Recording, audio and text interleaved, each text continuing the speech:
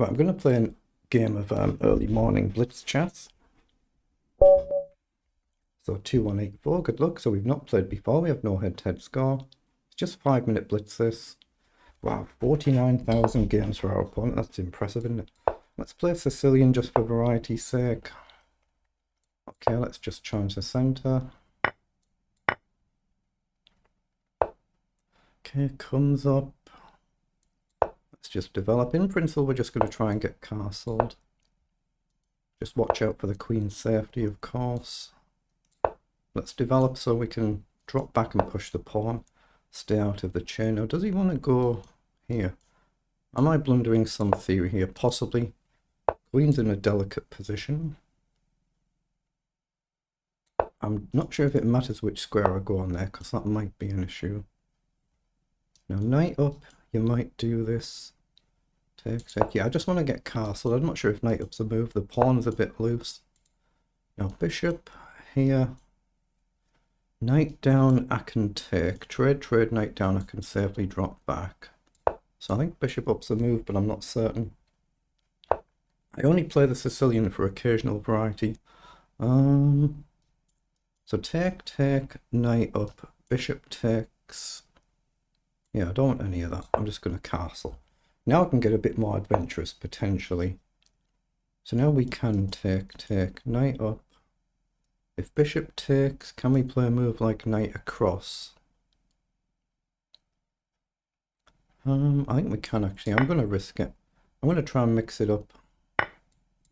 Go forward, hit the bishop. Idea is knight across if you take the pawn. Not necessarily a threat as such, it just mixes it up a little bit. And it's only blitz, I'm not obviously trying to calculate anything deeply, just largely playing on instinct in these short time controls. But that's the idea, just to create the threat. So yeah, he doesn't want any help it. I could go here and potentially sack the exchange anywhere. Take, queen takes, and we win an exchange. I think he's going to have to take with a pawn. He does. So now maybe it does make sense to shuffle across. Yeah, move the rook. So we're just on a dark square. We've got the option to push. Knight down is covered. I'm wondering whether I can do a move like knight across. If I go here, we can obviously trade. That might not be a bad thing, but... I think I should trade there because I don't see any good retreat move. But maybe I've got queen up. Let's come up, hit the pawn, hit the pawn. I don't quite see how effective my knight jump is. But I think he needs his bishop as a defensive piece.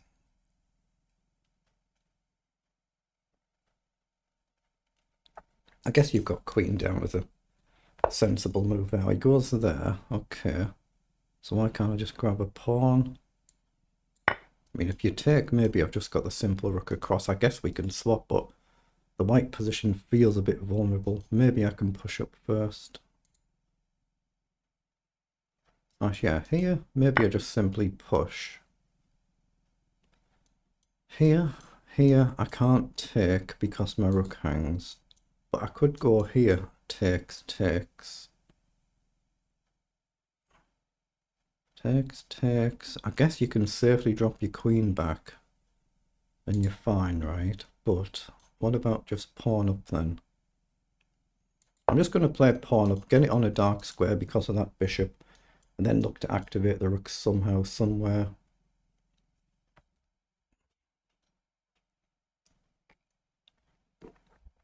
At least it's not a dull, boring game, even if I mess it up and lose it. Ooh, comes forward. Okay, but the problem if I go here... actually, can I go there? I guess he can just drop his queen back here or here. Here, takes. I like the look of that actually, because it's trying to be attacking and progressive, isn't it? So let's take and hit the pawn. If the rook guards, we can actually take the pawn. And if you take, we take the other rook. And if you don't take, we hit the bishop. So rook back, we can take. Okay, so can I just simply drop the queen back here? I think we can. Because we still create the same threat, and if rook guards, we still got rook takes. Wait, doesn't that just blunder, or is he actually fine? I think it's just blundered the game, hasn't he? Check. If you take the queen. If the king moves, I just take the queen, then take the other rook. Yeah, he's just blundered the game. I mustn't pre-move here because he's got options. But I'm threatening to take the queen and then the rook in the corner. Okay, so he's gone back, so we just take and take. Now we just have to be able to deal with that outside pawn. Now that's what you do lots and lots of puzzles for. Really, really easy to blunder. So he's chosen to keep the rooks on the board. That's probably a good decision. So I need to make absolutely certain I don't blunder the back rank. I'm going to push this pawn first just because he's got the light squared bishop. Then try and activate the knight. And then try and deal with that pawn. Let's get the rook across while we can. So we can pop the rook on a dark square. And then try and bring the knight across. Okay, I'll bring the knight across. I don't think he can afford to trade it and give up his bishop, but maybe he can. Maybe he can make it work.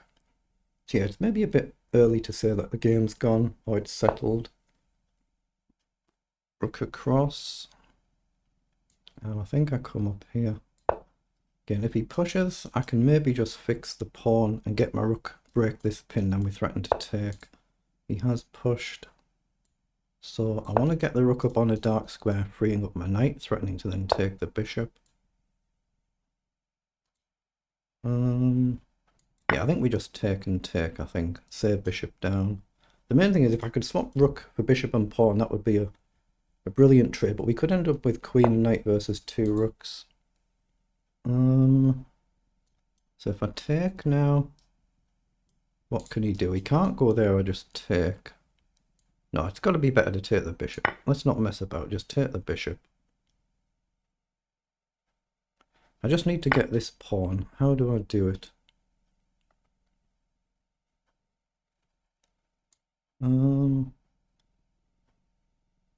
Yeah, if he has to go defensive, I can start running my pawns, so he has to try and guard, doesn't he? I think he'll have to go defensive and I'll start advancing my pawns and go after the king. Because he's got no way to push the pawn if both the rooks are behind it. He's not going to lose it, but he's got no way to push it. So he's just had enough. So we've actually got a good win there. Again, playing Sicilian, which I don't play very often, just for a bit of variety. So let's see how the engine says we actually played it. So 32 moves. They're the move times for each player. See, my opponent was going really, really quick out the opening, wasn't he? Just playing a lot quicker than me out the opening. Apologies if the microphone is picking up the fan there. It's just one of our warmer days today, so I've just got a little fan next to me. Right, so how did we actually do?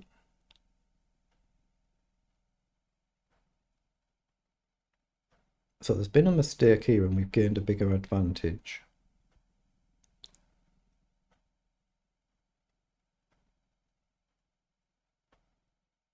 Oh, we've done pretty well. So it's 94% accuracy versus 87%. The CPL is 16 versus 31. And we've gained a slight advantage here, and then we've let it slip a little bit.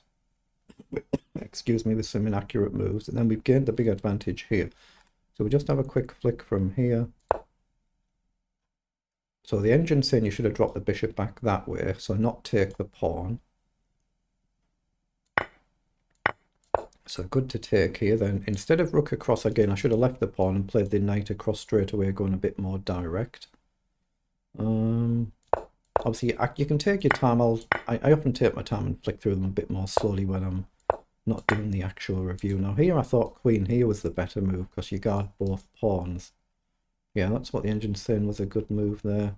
Queen e5 and just activate the rook. Just ignore it and move the rook across was the suggested move. And then we're just building a gradual advantage, and just about here is where we build the winning advantage. There, that's the blunder. So it just blunders the tactic. So it allows queen back to guard here. If rook across, I think we can simply take win a pawn and get this rook. And then it's just, you know, opponent's just in this position, so yeah, there's nothing much I can do here. Now, if you have to guard your pawn. You're very passive. You can't then unrelease your rooks in a way. So it's just a matter of time before we start advancing. So that was a good win.